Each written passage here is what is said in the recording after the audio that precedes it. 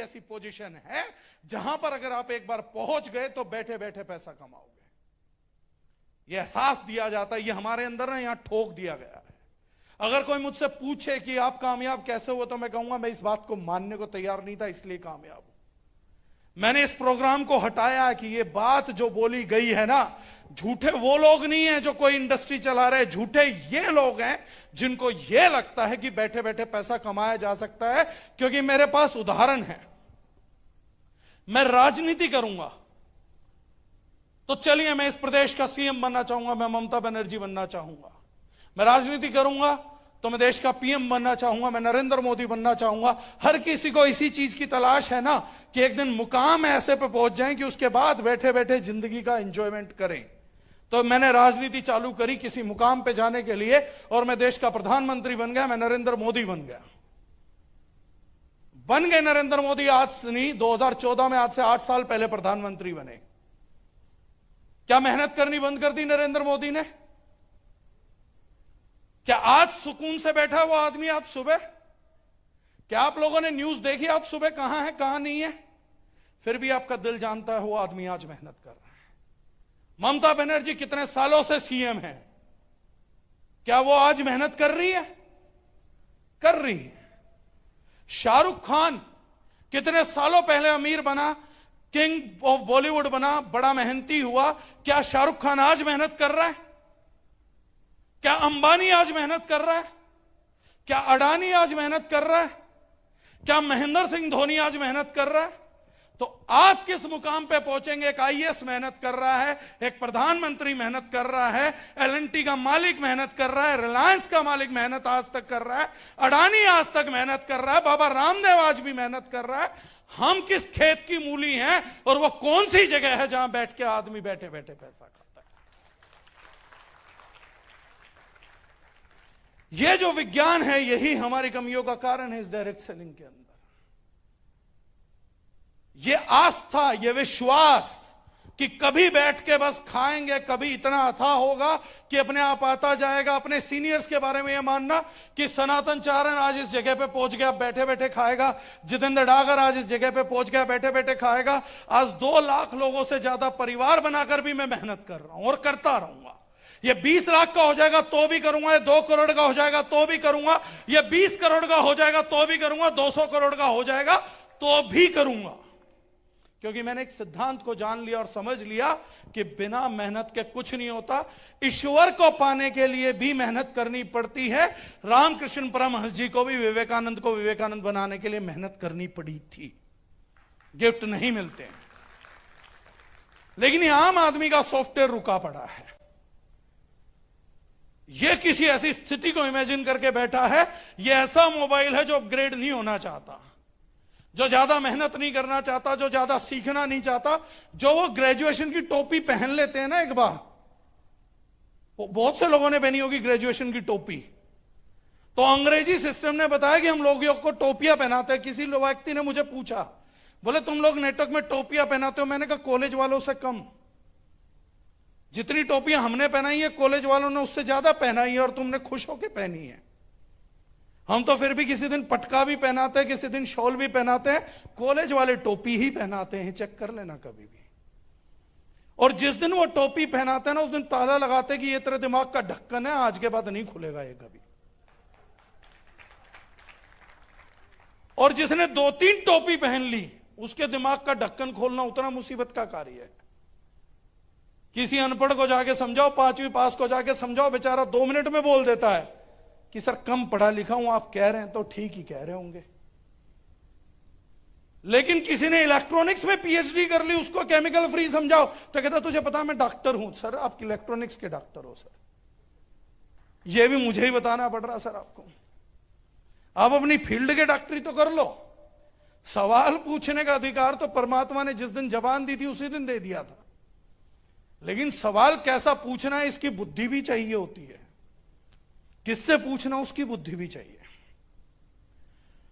Direct selling को मैं बताऊं क्यों बोलता हूं सबसे जेन्युइन बिजनेस, सबसे जेन्युइन व्यापार क्यों मानता हूं मैं इसको। नेटवर्क मार्केटिंग के अलावा अभी पीछे 2-3 तरीके तो बचते हैं। आदमी पैदा हुआ है, मृत्यु तक पैसा कमाने की जरूरत पड़ेगी।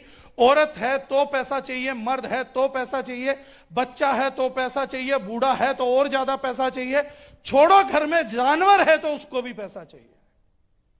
अभी मैंने सोचा कि एक कुत्ता खरीदता हूं, उसके लिए भी बंदे ने बजट भेजा, 35,000 का आएगा और 8,000 रुपए महीने का खाएगा। तो जानवर भी चाहिए घर पे तो पैसा चाहिए। पैसा तो बुनियादी जरूरत है। कमाने के तरीके क्या हैं?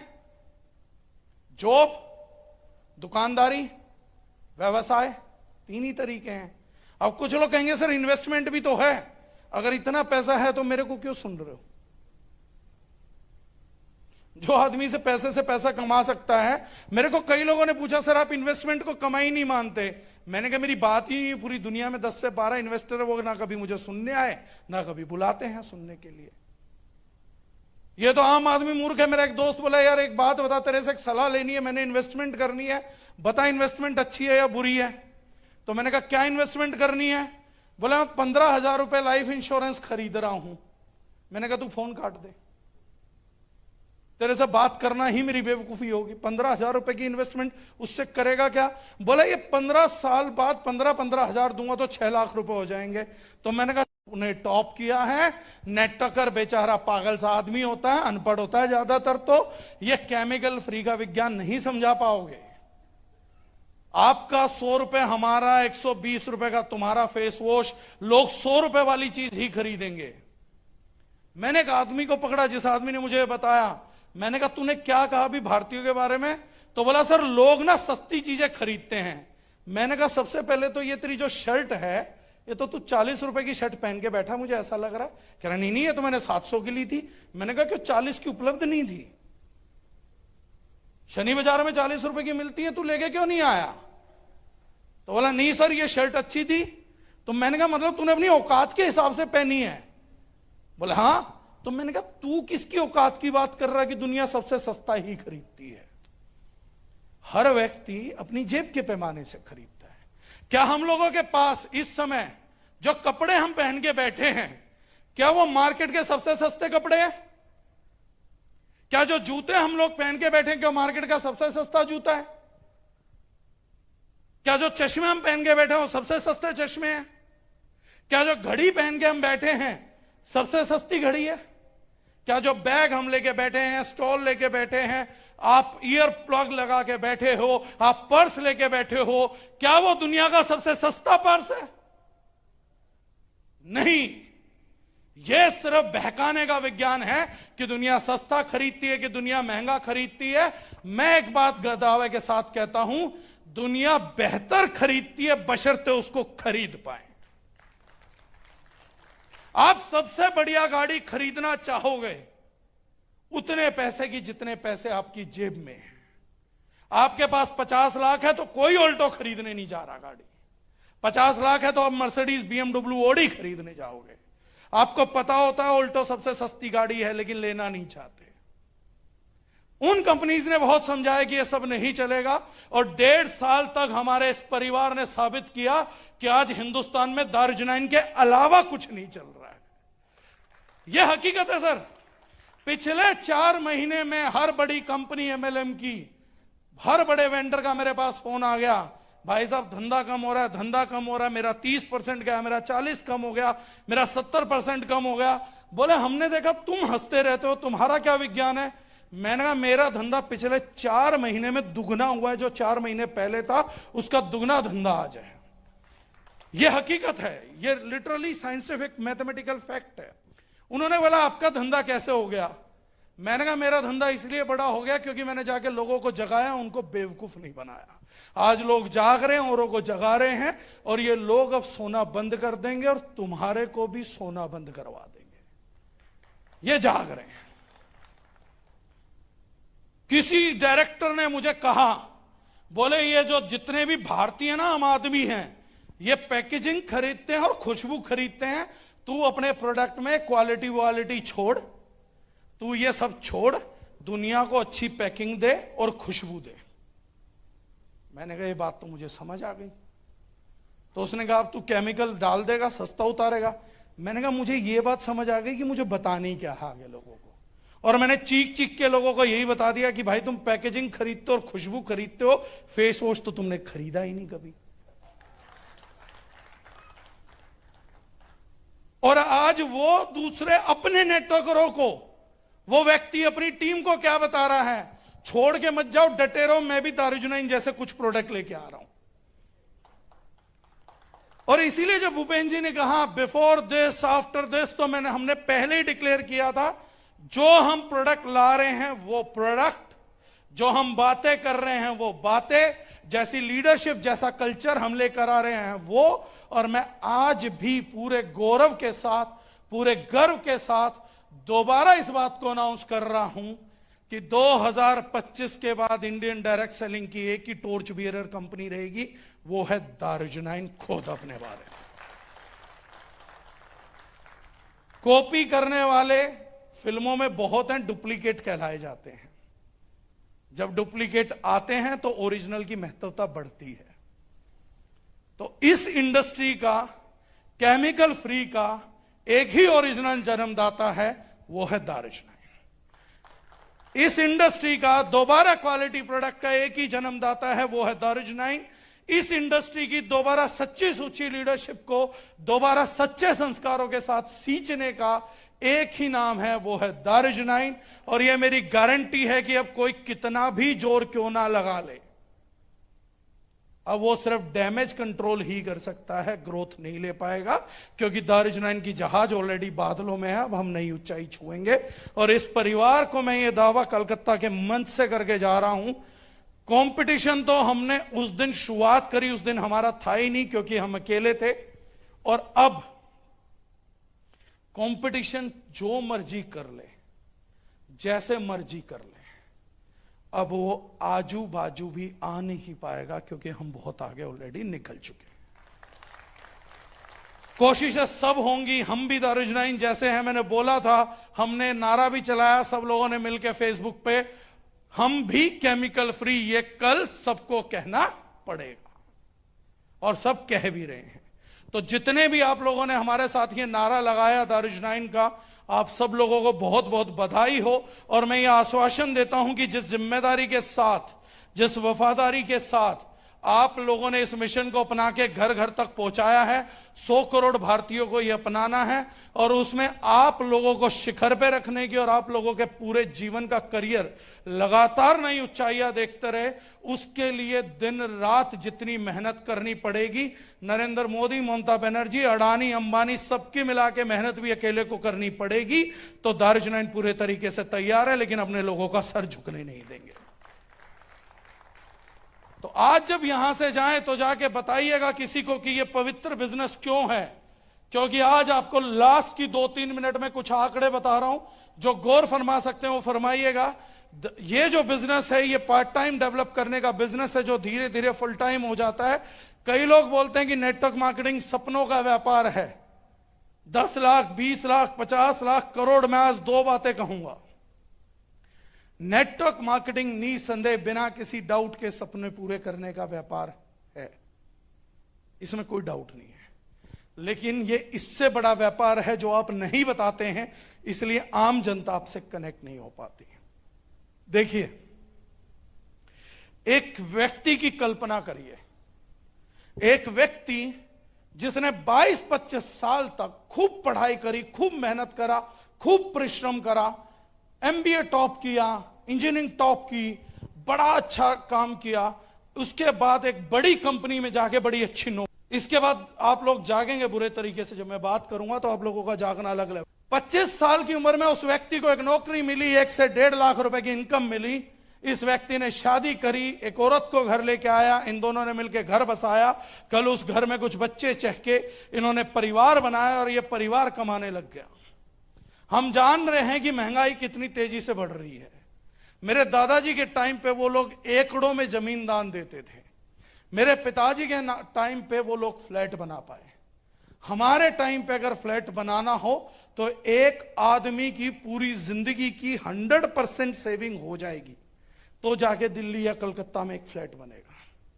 अगर कोई हर महीने 50,000 रुपए बचा रहा है, 50,000 सेविंग कर रहा है, तो 40 साल नौकरी करके 2.5 करोड़ रुपए बचाएगा और 2060 के अंदर कलकत्ता या दिल्ली में एक झुग्गी भी खरीद नहीं पाएगा।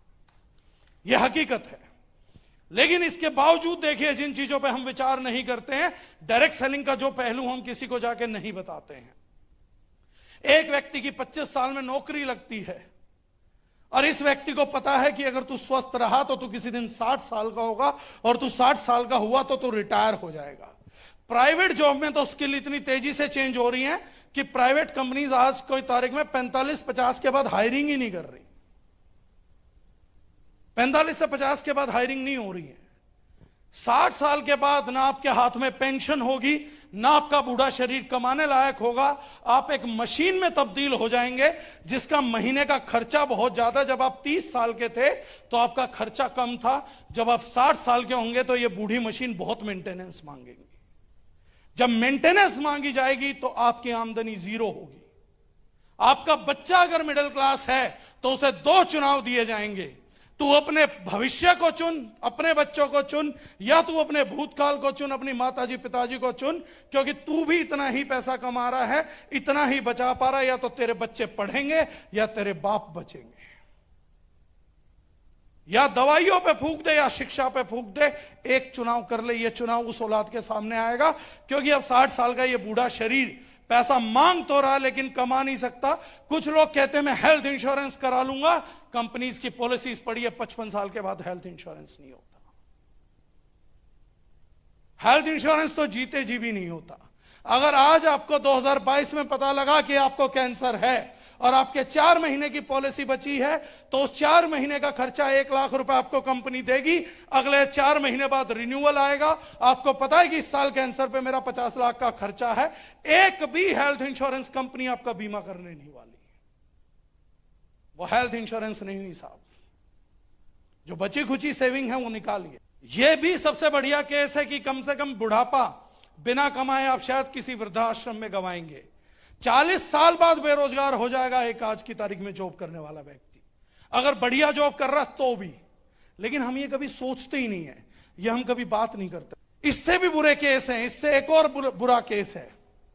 वो बुरा केस ये है कि एक प्राइवेट नौकरी करने वाला व्यक्ति, आज तो सरकारी भी खैर पेंशन नहीं दे रही, अपने घर से निकला, मेहनत कर रहा है, बेचारा अपने परिवार को पालना चाहता, उनको रोटी देना चाहता है, शिक्षा देना चाहता, उनको एक मकान देना चाहता है।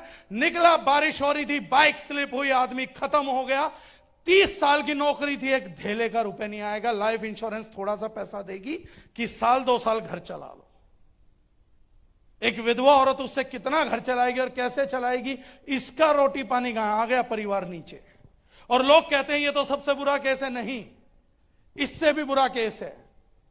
बाइक फिसली, चोट लगी, चोट ऐसी जगह लगी कि मौत नहीं हुई लेकिन शरीर मर गया। अब कमाने लायक नहीं बचे, लेकिन आप अपने ही परिवार में चौथा सबसे बड़ा बोझ बन गए, जिसका खर्चा शिक्षा से ज्यादा है, जिसका खर्चा रोटियों से ज्यादा है, जिसका खर्चा मकान से ज्यादा है। यह पहली कंडीशन से भी बुरा था। इससे भी बुरी एक कंडीशन है जिसका हम लोगों को अंदाजा भी नहीं। आपको बीमारी हो गई, क्रोनिक डिजीज हो गई, ना अब आप कमा पा रहे हैं, ना आप जॉब पे जा पा रहे हैं, लेकिन आपकी बीमारी इतना मुंह फाड़ के पैसा मांग रही है। घर में 2 बच्चे, 1 बीवी, कौन कमाएगा? अब यह बीवी कहीं जा भी नहीं सकती क्योंकि घर का आदमी बीमार है। 25 साल करी नौकरी, किसी के हाथ कुछ नहीं आया और कोई खास नहीं कर रहे थे। इस नौकरी को पाने के लिए 25 साल तक पढ़ाई करी थी। 25 साल की नौकरी है, 50 साल की जिंदगी जिस भट्टी में झोंक दी, अगर एक दिन वहां नहीं जा पाए तो अठन्नी की मदद नहीं आएगी, कोई 50 पैसे देने के लिए आने वाला नहीं है। उसके बावजूद भी आपकी जॉब टेक्निकल चली गई, सब जगह ऑटोमेटेड प्लांट आ गए, लॉजिस्टिक्स आपकी नौकरी खा गया, टेक्नोलॉजी ने नौकरी ले ली। बस एक नौकरी खत्म नहीं हो रही, वो नौकरी है सेल्स की नौकरी। वो कभी खत्म भी नहीं होंगी सेल्स की नौकरियां, क्योंकि सेल्स किसी भी कंपनी को जितनी दोगे उतना बढ़िया है। लेकिन कंपनी क्या करती है? ट्रेडिशनल एमएलएम का फर्क बता रहा हूं अब आप लोगों को, और इस पॉइंट को पकड़िएगा मेरे गए। मैंने जीआईटी उतारी, मेरा बहुत बढ़िया प्रोडक्ट है, मैं ट्रेडिशनल में गया, मुझे पूरा कलकत्ता चाहिए, मैं पूरे कलकत्ता में आया। मैंने सनातन चारण को पहला सेल्समैन बुक किया, मैंने बिहार में मंसूर दा को बुक किया, कलकत्ता में दूसरा हमने बुक किया अपना, क्या बोलते हैं, अप्रोच चौधरी को, सोमनाथ जी को, अशोक शाह जी को हमने सेल्समैन बुक कर दिए। मेरे को पूरा कलकत्ता अपना जीआईटी घर घर तक पहुंचाने के लिए, हर काउंटर तक पहुंचाने के लिए 2 साल लगे, 5,000 लोग लगे। मैंने 5,000 लोगों को तनख्वाह दी। 2 साल बाद मेरा जीआईटी कलकत्ता का एक हिट प्रोडक्ट बना। 5,000 लोगों ने जितेंद्र डागर के साथ मिलके सुबह से लेकर रात तक मेहनत करी, दिन रात मेहनत करी और जीआईटी को कलकत्ता का बेस्ट ब्रांड बनाने के लिए मेहनत करी। बदले में मैंने उन्हें दी नौकरी, 2 टाइम की रोटी और उनकी बच्चों की शिक्षा 2 साल तक। अब मैं बड़ा ब्रांड हूं, अब मेरे पास ज्यादा पैसा आता है। होना यह चाहिए कि मैं 5,000 की बजाय 10,000 नौकरियां दूं, लेकिन मैं करूंगा क्या? मैं 4,000 लोगों को उस दिन नौकरी से निकाल दूंगा, क्योंकि अब तुम्हारी जरूरत नहीं है। अब सिर्फ 1,000 लोग सिर्फ माल दे के आएंगे, तुम्हारी जरूरत नहीं है। तुम फिर दोबारा से जीरो से चालू करो, तुम फिर नई कंपनी ढूंढो, तुम फिर नया उत्पाद पैदा करो, क्योंकि मैं ब्रांड हूं, मैं जो भी दूंगा वो स्वीकार्य होगा। और इस ट्रेडिशनल इंडस्ट्री को मिडिल क्लास सपोर्ट करता है, यह हम लोगों की बेवकूफी। एमएलएम क्या बोलती है? मैं पहले दिन आया, मैंने सनातन चारण जी को बोला ये मेरा प्रोडक्ट है जीआईटी, साथ जुड़ो काम करते। मैंने सोमनाथ जी को बोला, मैंने अशोक शाह जी को बोला, मैंने मसूद खान को बोला। इन लोगों ने, किसी ने छत्तीसगढ़ शुरुआत की, किसी ने बिहार स्टार्ट किया, किसी ने कलकत्ता स्टार्ट किया। अब ये जीआईटी जिस दिन तक बिकेगी, जब तक ब्रांड रहेगा, हम सारे इसमें हिस्सेदार थे, हैं और रहेंगे। और नेटवर्क मार्केटिंग की इसी सच्ची सुच्ची नीयत को हमें लोगों तक लेकर जाना है कि तुम्हारे बच्चों का भविष्य जो सेल्स में नहीं कर रहा है, वो कंपनी नहीं बचाती, नेटवर्क मार्केटिंग बचाती। और ईश्वर ना करे, अगर इस परिवार का एक भी व्यक्ति जिसने छोड़ी है 25 साल दारूजना इनको दिए हैं, अगर 5 साल भी दिए हैं, 5 महीने भी दिए हैं, और अगर सही टीम बना के 5 घंटे भी दिए हैं, और वह व्यक्ति खुदा ना करे 60 साल का हो जाए और उसकी टीम महीने के लाख कमाती है, 50,000 कमाती है, 2 लाख करती है, तो उसे 60 साल से लेके वो 200 साल जिएगा तो भी पैसा जाएगा, उसके बाद उतना ही पैसा उसकी बीवी को भी जाएगा और उसके बच्चों को भी जाएगा। ईश्वर ना करे एक नेटवर्कर की बाइक स्लिप हो गई 200 की टीम बनाने के बाद, तो उसकी विधवा को, बेवा को सिर्फ 2 साल की कोई इंश्योरेंस की इनकम नहीं दी जाती है, पूरी जिंदगी की नेटवर्क की इनकम दी जाती है, सामने से इज्जत से डाल के अकाउंट में भेजी जाती है। टीम मिलकर साथ काम करती है और यह बिजनेस धंधा चलता है। कंपनी सही होनी चाहिए, चुनाव सही होना चाहिए। ईश्वर ना करे वो बाइक स्लिप हुई और जान ना निकली, आप घर पड़े हैं लेकिन टीम फील्ड में हैं, वो जीआईटी आज भी मूव हो रहा है, तो भी आपको वो पेमेंट आएगी अगर कंपनी सही चुनी है, दारूजनाइन चुनी है। ईश्वर ना करे कोई खतरनाक बीमारी हो गई तो उसको बचाने से पहले भी दारूजनाइन साथ खड़ी थी, उसके बाद भी दारूजनाइन के उत्पाद रिकवर करने में मदद करेंगे। लेकिन आपकी करी हुई वो 2-5 साल की मेहनत उस 50 साल की मेहनत से जीत जाती है। 50 साल की मेहनत हाथ खड़े कर गई कि अब मैं तुम्हें कुछ नहीं दूंगी, लेकिन ये 5 साल की मेहनत उस दिन भी आपके साथ खड़ी होती है कि मेरे साथ समय दिया था, मैं तेरे को वफादारी से निभा के दूंगी। अगर इस इंडस्ट्री को भी कोई गाली देता है तो वो वफादारी को गाली देता, वो बेईमान है खुद में। ये समझा ही नहीं पाए हम लोगों को। कोई दुकानदारी कर रहा है, अपने परिवार से छिन गया, पूरा परिवार सुबह से रात तक चेहरा देखता है, बाप आएगा शक्ल दिखेगी, बाप रात 10 बजे आ रहा, दुकान बंद करके सुबह 7 बजे जा रहा है, बाप को पता नहीं जिंदगी कहां गई, परमात्मा ने मुझे भी सांस दी थी। बच्चे अपने स्कूल में जा रहे हैं, मां कहती है पैसा तो मिल रहा, मैं क्या करूं, पति तो होता नहीं, मैं घूम आती हूं। ये कौन सा परिवार है, ये कैसा जीवन है? 30 साल जिस दुकान का शटर उठाया, 30 साल जिस दुकान का सामान बेचा, एक हादसा आपकी जिंदगी में हुआ, आपका 30 साल एक में दिन शटर नहीं उठा, आपकी पॉकेट में 1 रुपए नहीं आएगा। एमएलएम उस दिन भी आपके साथ खड़ी है। एलआईसी जीवन के साथ भी, जीवन के बाद भी है, यह मुझे पता नहीं, लेकिन एक कामयाब नेटवर्कर के लिए नेटवर्किंग जिंदगी के साथ भी, जिंदगी के बाद भी, दुख में भी, सुख में भी, आराम में भी, कष्ट में भी, ये 24 घंटे साथ।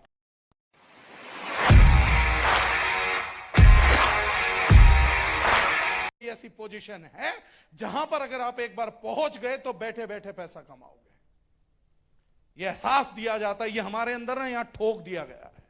अगर कोई मुझसे पूछे कि आप कामयाब कैसे हो, तो मैं कहूंगा मैं इस बात को मानने को तैयार नहीं था, इसलिए कामयाब हूं। मैंने इस प्रोग्राम को हटाया कि ये बात जो बोली गई है ना, झूठे वो लोग नहीं है जो कोई इंडस्ट्री चला रहे, झूठे ये लोग हैं जिनको ये लगता है कि बैठे बैठे पैसा कमाया जा सकता है। क्योंकि मेरे पास उदाहरण है, मैं राजनीति करूंगा